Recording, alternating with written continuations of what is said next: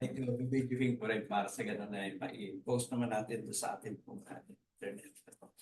At allow yung ibang mga gustong makapanood nitong ating program. Okay, so ang pipito din ay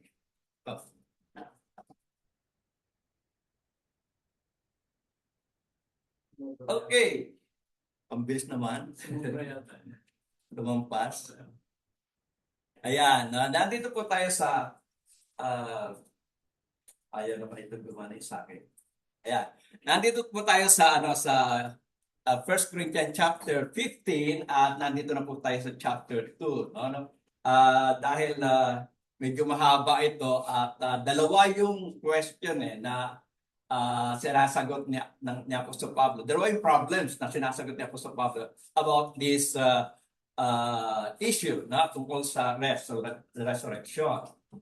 At sabi nga natin, kapag may sulat, mayroong problema. So, si Apostol Pablo ay sumusulat sa mga taga-Corinto dahil nga merong nagsumbong sa kanya, no? Na meron pong pagkakabahabahagi sa kanila, kaya nga siya ay napilitang sumulat sa kanila. No? Ang sabi doon, I appeal to you, brothers and sisters, in the name of our Lord Jesus Christ, that all of you agree with one another in what you say, and that there be no divisions among you, but that you be perfectly united in mind and thought. Sabi ni Apostol Pablo, sana magkaisa kayo sa paghatol at sa pag-iisip. No? At hindi naman yan sinasabi ni Apostol Pablo na wala siyang ebidensya. No? Si Apostol Pablo, sabi ko nga sa inyo, isang parisiyo, isang abogado, na hindi naman basta magsasalita yan ng walang nagsabi sa kanya o wala siyang tinatawag na informants. So, ang sabi po dyan sa verse 11, 1 Corinthians chapter 1, verse 11 to 13, ang sabi po dyan, my brothers and sisters, some from Claius' household have told me that there are quarrels among you. What I mean is this, one of you says, I will follow Paul, another, I will follow Apollos, another, I follow Cephas, still another, I follow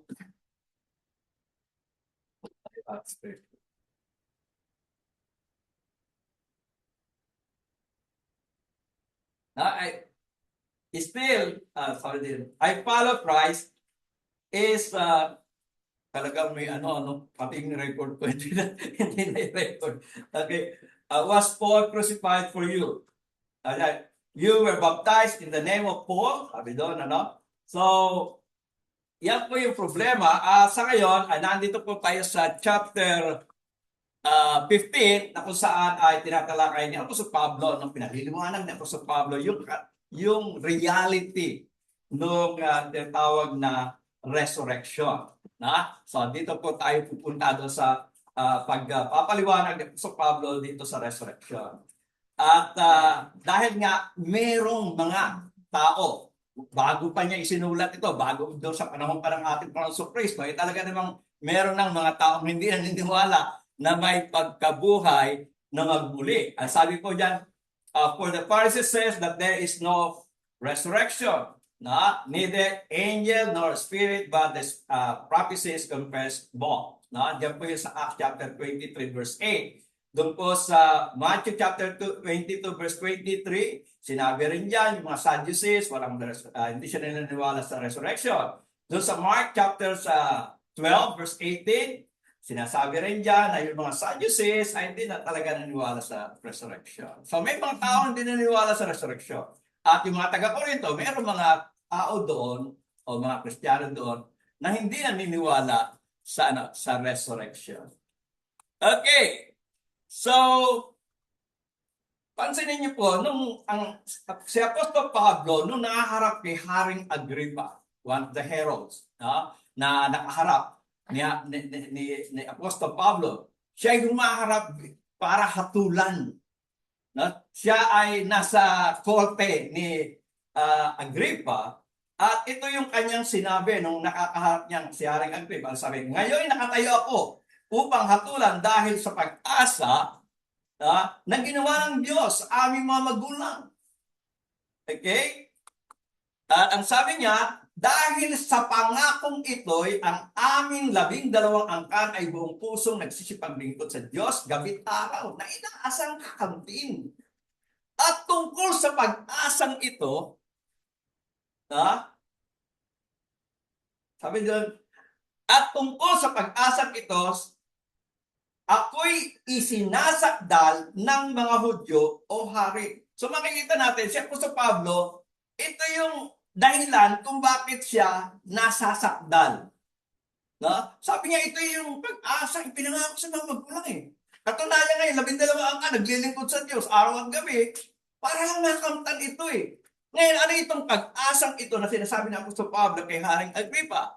So, sa verse 8, ang sabi, bakit inaakalang ito'y hindi mapapaniwalaan? Kung binubuhay ng Diyos ang mga patay. So talagang yung position ni Apostol Pablo at yun yung talagang katotohanan, yun ay pinangako ng Diyos kay Abraham. Yun ang pinangako ng Diyos. Maging sa panahon ng Moses, nung naglingkuran niya yung 12 angkan, naglilingkod, araw at gabi, gusto nilang makamit itong resurrection. Ngayon, pinangangaral ko, nahuli naman ako. Ngayon, pinangangaral ko, ayan, andito ko sa harap mo. Bakit hindi pwedeng paniwalaan? Totoo ito. Yun ang ibig sabihin ako sa Pablo. Totoong merong resurrection. Okay. Paano ibibigay ng Diyos yung buhay na wala kung tapos mamatay, hindi ka naman i-resurrect. So, yun ang argumento ni Apostol Pablo. At yun rin, yung sinasabi niya sa mga taga-Korinto. Okay? At yun, kung babalikan natin yung chapter 1, pero hindi natin yung babalikan ng lahat. Ano po? Pansin natin, sa simula ng kanyang chapter na ito, sinabi niya ito'y ebanghelyo eh. Itong resurrection ay ay ebanghelyo.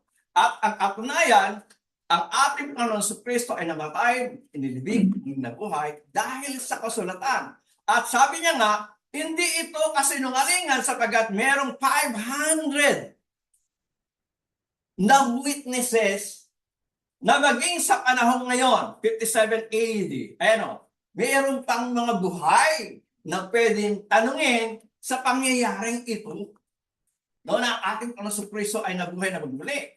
At yun nga ang argumento niya, kung ang ating Panginoon Kristo ay nabuhay na muli sa mga patay, at ito ang aming pinangangaral na mayroong resurrection, mayroong pagkabuhay na muli sa mga patay, dapat napaniwalaan na talagang meron. Kung hindi talaga siya tunay binuhay ng mga patay, sinungaling kami.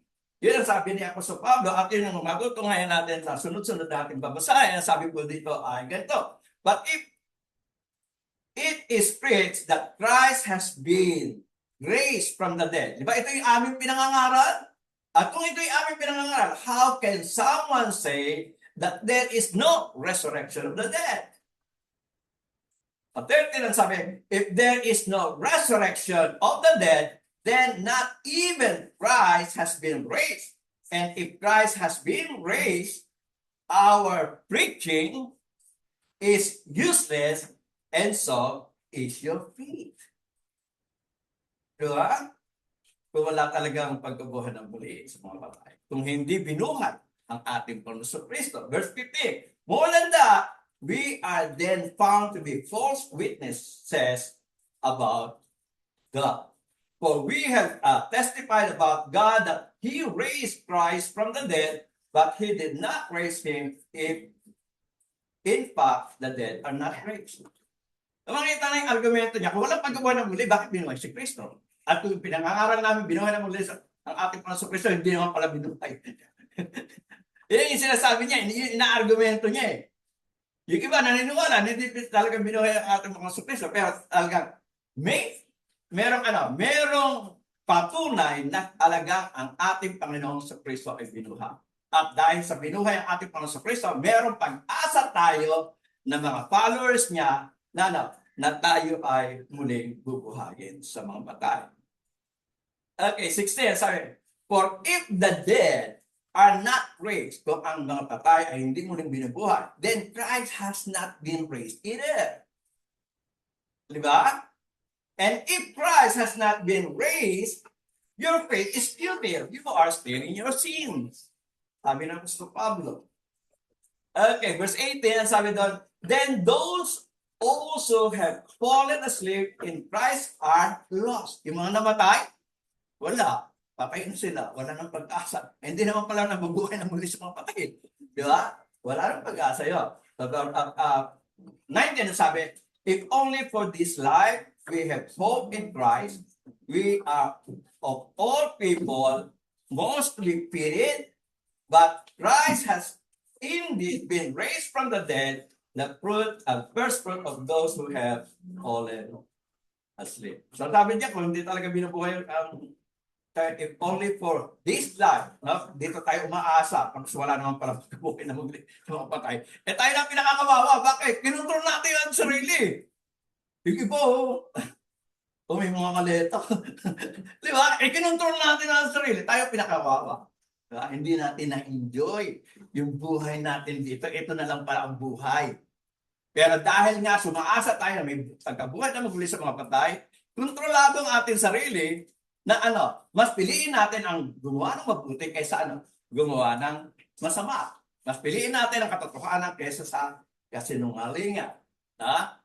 Nakuha natin yan. So tayo pinakakawawa kung talagang maasa tayo may pagkabuhay na maguli sa mga patay, tapos wala naman pala. So, ang sabi niya doon sa 21, for since death came through a man, the resurrection of the dead comes,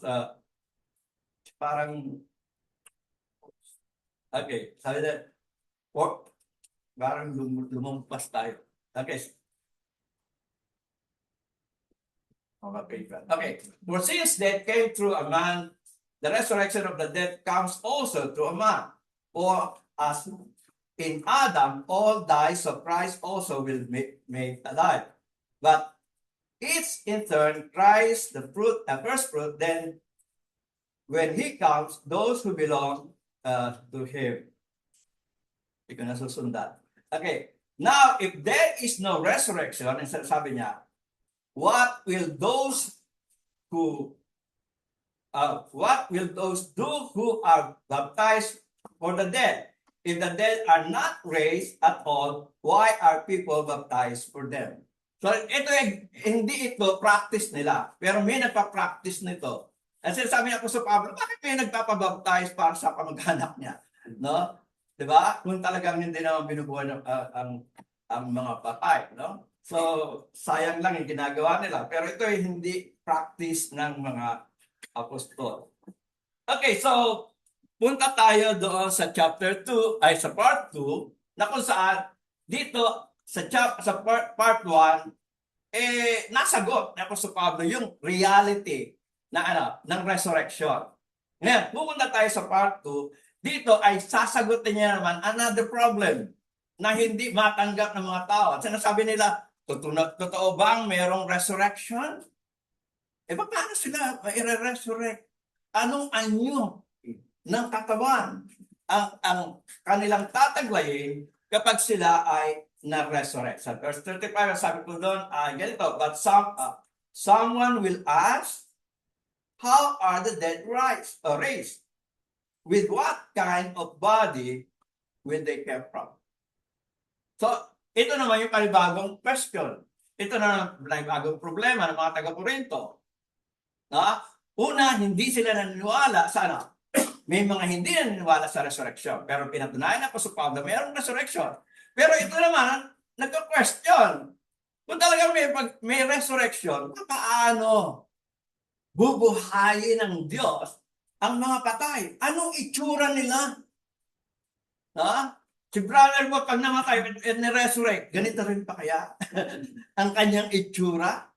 So, dito, hindi na yung resurrection ang tinatanong dito. Yung kapasidad ng Diyos. Yung kakayahan ng Diyos. Siya nga ang gumawa sa atin. Siyempre, alam niya kung paano tayo bibigyan ng itsura kapag tayo ay na-resurrect na. So, Kasi na natin Tagalog, yung sabi po sa 36, ang sabi, how foolish! What you sow does not come to life unless it dies. When you sow, you do not plant the body that will be, but just a seed, perhaps of wheat or of something else. So sabi niya, ikaw naman ba, ang iyong hinahasik ay hindi binubuhay maliban na kung mamatay at ang iyong inihasik ay hindi mo inihasik ang katawang lilitaw kundi ang butil lamang na marahil ay trigo o ibang bagay. Okay. So pasin natin, yan lang itinatanong natin eh. Diba? Yan rin inililibing natin eh. Pero yung inililibing natin ay ano? Pag lumitaw yan, iba na itsura. Diba? Mula doon sa seed, pero pag siya ay binangong muli ng Diyos, iba na ang itsura. So makikita natin, ito yung hiwaga ng resurrection. Taka natin, ang sabi doon, ganito sa verse 38, but God gives its body as He has determined. O siya nagde-determine kung anong body. Ha? Kung ako'y kalbo ngayon, baka pare-pare kami yan. May magandang buhok ko. Siya ang nagde-determine kung ano ilalagay sa akin, sa aking katawan. Di ba? But God gives it a body as He has determined. And to each kind of seed, He gives its own body. Di ba? Siya ang nag-create ng lahat eh. Sabi niya, there should be trees. Di ba? There should be plants. Di ba? Pero yung sinabi niya yon, hindi iisang plant lang. Na? Ang ginawa ng Diyos, makikita natin yung mga trees, iba't iba. O varieties. No? At hindi siya nawala ng ano? Ng idea. Diba? Kung ano ang lalabas. Ha? Avocado, anong puno ang lalabas para sa avocado? Bayabas, anong puno ang lalabas sa bayabas? So, ang Diyos ang nagdetermine kung ano ka pag ikaw ay muling binuhay. Nung nilikha ka nga dinetermine ng Diyos kung ano ka kapag ikaw ay naandito na sa lupa. Diba? Kung ikaw ay mabubuhay dito sa lupa, binigyan ka ng itsurang ganito. Pero alam nyo ba, ang dami ng transformation na nangyari sa atin. Mula sa isang maliit na halos microbial, na-develop hanggang naging ganito. Di ba? Doon sa, alam niyo, noong unang panahon, hindi kayo maniniwala. 9 months kayong nakababad sa tubig na hindi kayo namamatay. 9 months kayong hindi kayo kumakain sa inyong bibig, at inyong bibig ay ang inyong tiyan. Ibang itsura. Pero once na kayo lumabas, iba na itsura niyo. Laka natin yun? So, hindi tayo ang dapat nagtatanong, ano itsura ang gagawin sa akin ng Diyos? Diba? Yung kanyang nilikha dito, sa dinami-dami na kanyang nilikha, hindi nagkakapare-pareho ng itsura. Tingnan niyo po. Sabi po dyan, yung muna tayo, no? Not all flesh is the same. No? People have one kind of flesh, animals have another, birds another, and beasts another. Diba? Magkakaiba sila ng flesh. No? Kaya kung bumibili ka sa tindahan, sa palengke, alam nyo kung ano yung baka, no? Alam nyo yung kung ano yung beef, alam nyo kung ano yung chicken, alam nyo yung ano yung fish. No? Kasi magkakaiba sila ng flesh. So hindi nawawala ng idea ng Diyos kung ano ang kung paano tayo palilitawin. Miski yung ating human flesh ay iba sa pork, iba sa fish, iba sa beef, at chicken. So, yun yung argumento ni Apostol Pablo, no? Na hindi, kung question ninyo sa muling pagkabuhay, kung ano kayo, wag niyo ang questionan ng Diyos sapagkat ang Diyos ay hindi mauubusan ng idea. So, tingnan niyo na lang po yung mga kulisap, napakarami. Tingnan niyo na lang po yung uri ng mga butterflies. Napakarami. So, hindi siya naubusan ng idea. Paano tayo lilikhay? Mga aso. Iba-iba rin yung tsura ng ano, ng mga, yung mga ulo, ng mga kulisap. Di ba? Meron ang kulisap na, meron nga isda, meron ano dito, may pambingwit. Di ba? Ayan, tardigrade. No? Isang animal na may 8 paa. Ang alam natin na 8 paa ay yung yung paggagamba, no? Pero ito isang animal, 8 paa. Di ba? May dragon na ganyan ang itsura, yung blue dragon.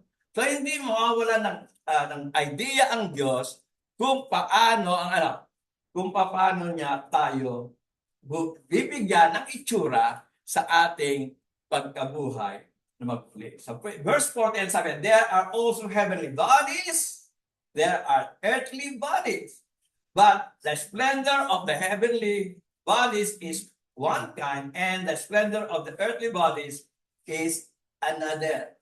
Doon lang sa heavenly bodies, magkakaiba na. Na?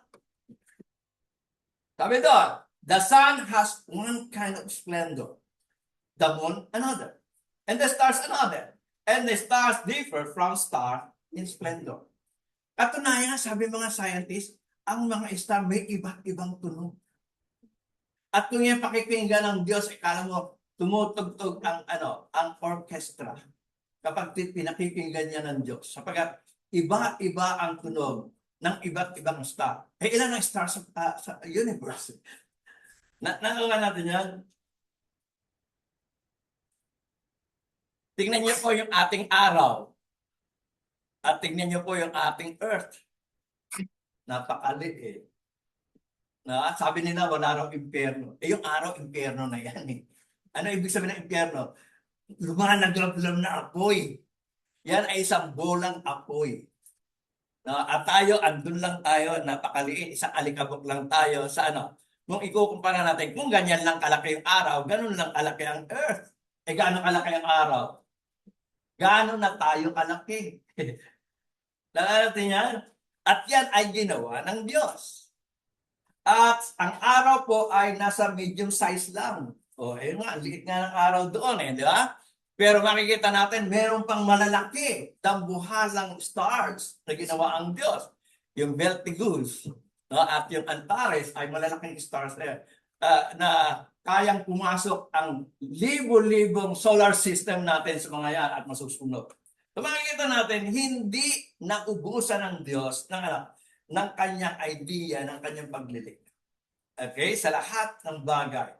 Maging ang ating galaxy, yung ating Milky Way galaxy, ay hindi na natin makikita yung Earth dyan. Diba? At yung ating galaxy ay isa lamang po yan sa milyon-milyon galaxies na makikita natin sa ating universo. Tapos ngayon, meron pang study ang mga scientists ngayon, mga astronomers na meron raw multiverse. Naku, dami na. Pero yun, hindi po natin pwede pang paniwalaan yun sapagkat ay fiction pa lang. So, makikita natin, hindi na ubusan ng Diyos. Kaya kung tatanungin natin, ano itsura kapag tayo ay muling binuhay ng Diyos? Okay, sa pagpapatuloy ng sulat ng Apostol Pablo, sabi niya ay ganito, so will it be with the resurrection of the dead? The body that is sown is perishable. It is raised unperishable. Meron ng pagbabago. It is sown in dishonor. It is raised in glory. It is sown in weakness. It is raised in power. It is sown a natural body. Ibig sabihin, physical body. This one. Okay? Pero sabi niya, it is raised a spiritual body. So makikita natin, inaasahan natin na bubuhayin tayong muli parang zombie? No. Kapag tayo binuhay na muli, hindi na itong katawang lupa ang tataglayin natin. Tayo ay bubuhayin muli, spiritual na. Okay? If there is a physical body or natural body, there is also spiritual body. Katunayan, taglay-taglay na natin isang katawan natin ba, spirit eh. We are composed of flesh, soul, and spirit. Nandito na yung spirit eh. No? Sasangkapan na lang ito ng para sa Para sa palalaguin na lang ito para makapunta sa kung saan tayo pupunta kapag tayo ay na-resurrect. So ilagay natin po sa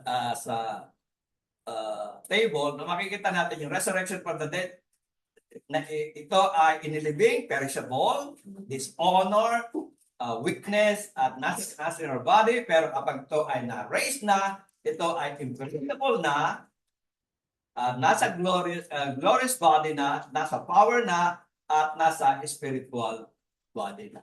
So huwag nating asahan na tayo ay bubuhay muli na bilang flesh. Ayon sa Pablo, tayo ay bubuhay muli as an spiritual being. Okay, so verse 45 says, so it is written, the first Adam, or first man Adam, became a living being, the last man a life-giving spirit. Okay, verse 46 ang sabi, hindi ko nailipat kanina.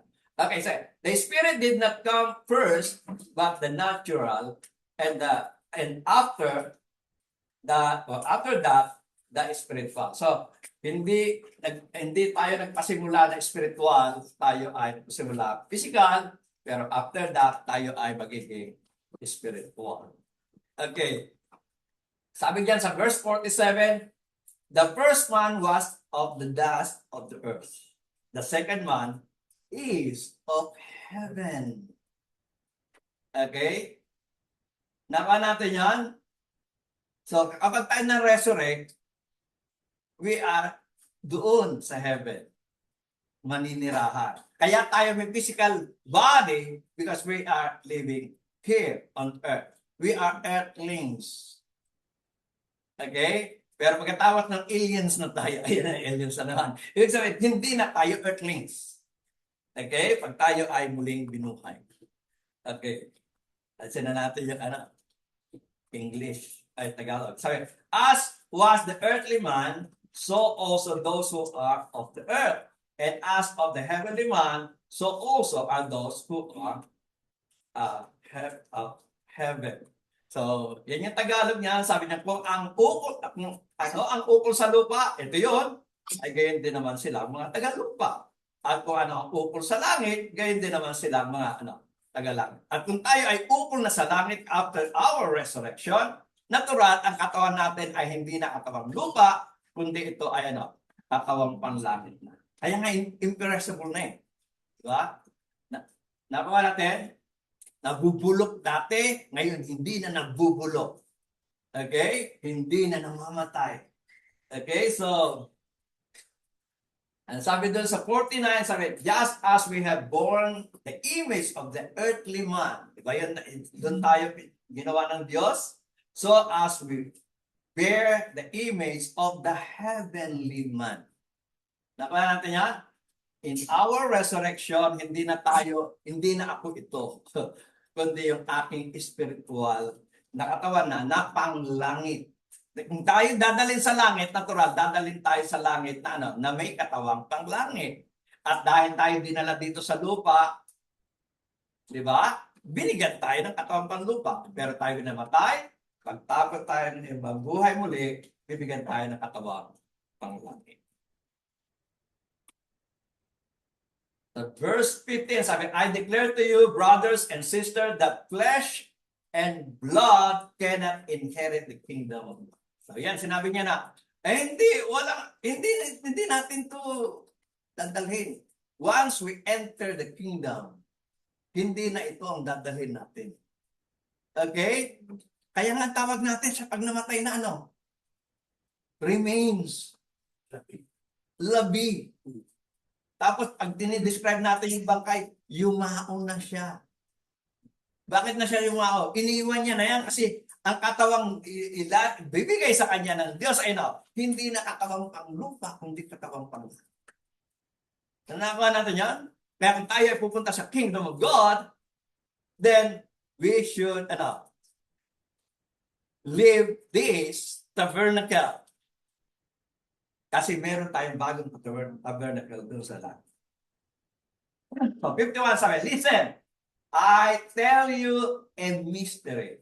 We will not all sleep.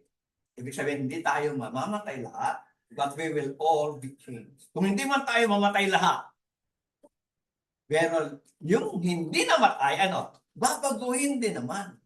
Kasi kung hindi ka babaguhin, hindi ka makarating sa langit. Kung ito pa rin, yung flesh pa rin. Kinakailangan maging spirit siya. In a flash, in a twinkle of an eye, at the last trumpet, for the trumpet will sound, the dead will be raised imperishable, and we will be, yung nabubuhay, we will be changed. Naka natin yan. Okay, verse 53. For the perishable must clothe itself with imperishable. Okay? And the mortal with immortality. Dati kang perishable, magiging imperishable. Dati kang mortal, may kamatayan, magiging kang immortal. Hindi ka na mamamatay. Possible ba na merong immortal? Dito lang sa earth meron eh. Yung kanina pinakita ko sa inyo, yung tardigrades, kahit ilagay mo yun sa apoy, hindi siya mamamatay. Kahit ilagay mo siya alisan mo siya ng tubig ng ilang panahon, hindi siya mamamatay. Ilagay mo siya under pressure, hindi siya mamamatay. Siya lamang ang dinala doon sa outer space na bumalik na buhay. Nakita niyo? Kung possible na nagawa ng Diyos yan sa tardigrade, kayang gawin niya ng Diyos sa atin. Saka natin yan? So, 54 na tayo. Ayaw niya. Ayun. Okay. When the perishable has been clothed with imperishable, and the mortal with immortality, then the saying that is written will come true. Death has been swallowed up in victory. Kapag nangyari na yon, na pinatay tayo ni death, dubuhayin tayo muli. Di ba? Pinalitan yung yung ating perishable na imperishable. Di ba? So, nanalo tayo sa sa kamatayan. Sapagkat hindi tayo kailanman na-hold ni kamatayan doon sa kanyang kalagayan. Okay. Verse 55. Where, O death, is your victory? Where, O death, is your sting? The sting of death is sin, and the power of sin is the law. But thanks be to God, He gave us the victory through our Lord Jesus Christ. 55 and 58. Therefore, my dear brothers and sisters, stand firm. Let nothing move you. Always give yourself fully to the work of the Lord, because you know that your labor is in the Lord is not vain. Okay. So, pansinin po natin, Ayan yung sinulat niya sa mga taga-Korinto. Yan yung unang sulat niya. Alam niyo pa, binak-upang pa niya yan doon sa kanyang second letter sa mga taga-Korinto. Okay? Ang sabi niya po doon sa 2 Corinthians chapter 4 verse 16. At pansinin niyo, sabi niya, therefore we do not lose heart, even though our outward man is perishing, yet the inward man is being renewed day by day. So, dito sinasabi ng Apostol Pablo, kasi under persecution sila, napapabayaan nila yung katawang lupa, yung outward man. Sabi niya, kahit ito'y nangihina, masaya naman kami dahil yung aming inward man, ay nagre-renew day by day. Kasi yung inward man, yung spirit yun Di ba? At yun yung connection natin sa Diyos. No? At kung yun ay lumalago, magandang pag-asa yun na kapag inalisan na natin yung outward man, makakarating tayo sa kalakaran na bago na ang ating damit. Tingnan niyo po sa 2 Corinthians chapter 5 verse 1. For we know that if the earthly tent Dito, earthly tent lang sinabi. Pero yan yung body natin. Yung physical body. We live in is destroyed. Sabi niya, we have a building from God. Yung building na yan, yung pinangako ng ating Panginoon sa Kristo, diba? In my Father's house, there are many mansions. Yung pala yung katawan natin din sa langit. Okay?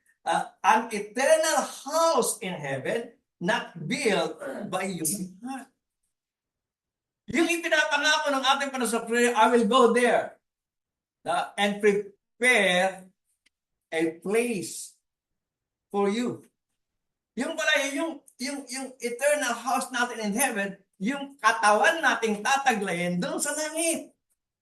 Okay, verse 2-3. Meanwhile, we groan, longing to be clothed instead of our heavenly dwelling. Nakita niyan? Because when we are clothed, we will not be found naked. Naka natin yan. So, totoong merong pagkabuhay ng muli at totoong di papalitan tayo ng katawang panglangit. At yun ang tinatawag ng ating Panginoon Kristo, mansions in heaven. Okay? Mansions in heaven. Yung ating dwelling doon po sa bahay ng Panginoon. Okay, verse 4. Sabi po diyan, for while we are in this tent, ano yung sinasabi niya in this tent? This physical body, we groan and are burdened. But, because we do not wish to be unclothed, but to be clothed instead with our heavenly dwelling. Iba na ang tatahanan natin doon na katawan. Kundi yung katawan, kaninang sinabi na katawang panglangit. Okay, so makikita natin, ito yon. There is the resurrection is reality. At kung anuman ang question natin, kung anumang itsura natin, it's a better na itsura kaysa sa itsura natin. Sapagkat hindi na tayo earthlings. Tayo ay mga beings doon sa langit, sa kalangitan. Kaya sabi ng ni Apostol Pedro we are tayo ay nangingibang sojourner. Tayo ay nangingibang bayan lamang dito sa earth. Hiram lang natin itong cloth na to. And then iiwan natin itong cloth na to, and then we will be resurrected at tayo bibigyan ng katawang panlangit na makakasama natin ng Diyos sa habang panahon. At kung gusto niyo pang mapanood, mas malinaw yung aking pong presensya niyo na 1 Corinthians chapter 5, ay sana ay panoorin niyo po ito. Ay maraming salamat po sa pakikinig. At sana po ay naintindihan niyo, there is really a resurrection. At sa ating resurrection, bibigyan tayo ng katawang panglangit na makakasama natin ng Diyos sa habang panahon. Maraming salamat. Thank you.